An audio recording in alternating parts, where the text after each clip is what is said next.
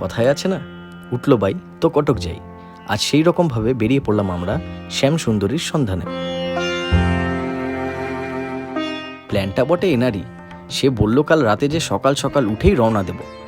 আর কি, ওনার কথা শুনেই বেরিয়ে পড়লাম।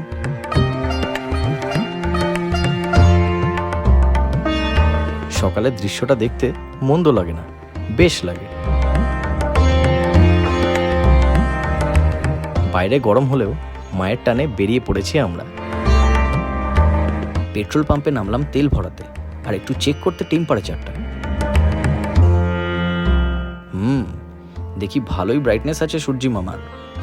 আর বেশি দেরি না করে আবার শুরু করলাম যাত্রা।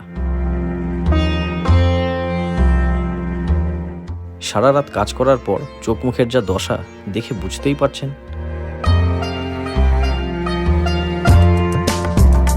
আর এনাকে দেখুন, ইনি রিলস দেখতে আর শেয়ার করতেই ব্যস্ত। আর হ্যাঁ, আপনারা কিন্তু আমাদের ভিডিওটা লাইক আর শেয়ার করতে ভুলবেন না। রাস্তাটা কিন্তু সেই রাস্তাটা ভালো হওয়াতে আমাদের মতো হুটহাট প্ল্যান ছাড়া বেরিয়ে পড়া মানুষদের বেশ ভালোই হয়েছে, অনেক টাইম সেভ হয়।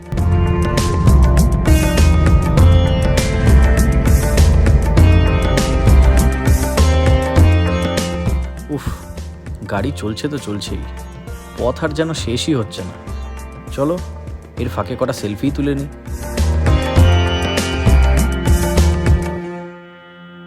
ঢুকে পড়লাম কলকাতায়। কলকাতা মানেই জ্যাম, আর আমরাও বেশ খানিকক্ষণ ফেসে গেছিলাম এই জ্যামে। গরমে তো অবস্থা কাহিল, শুধু অপেক্ষা করছিলাম ডেস্টিনেশনে কখন পৌঁছবো। উফ, আবার জ্যাম, আর ধৈর্য কুলাচ্ছে না। কখন যে মায়ের দর্শনটা পাবো। কমেন্টে জানাতে ভুলো না আমার এই ভিডিওটা কেমন লাগছে। তোমাদের সহযোগিতা পেলে আমি এরকম কন্টেন্ট আরও আনার চেষ্টা করব।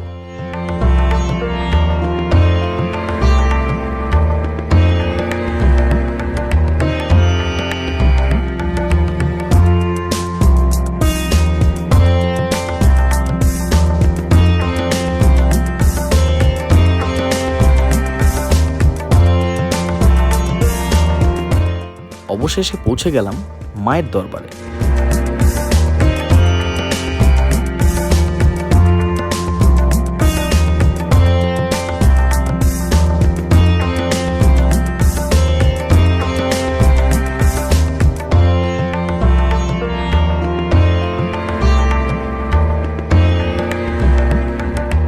কি কেমন লাগছে?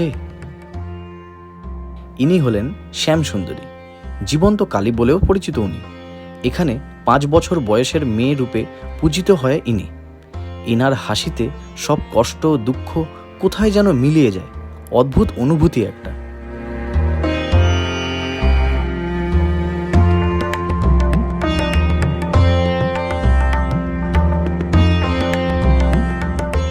অনেক দূর থেকে গিয়ে আজ আমরা সার্থক।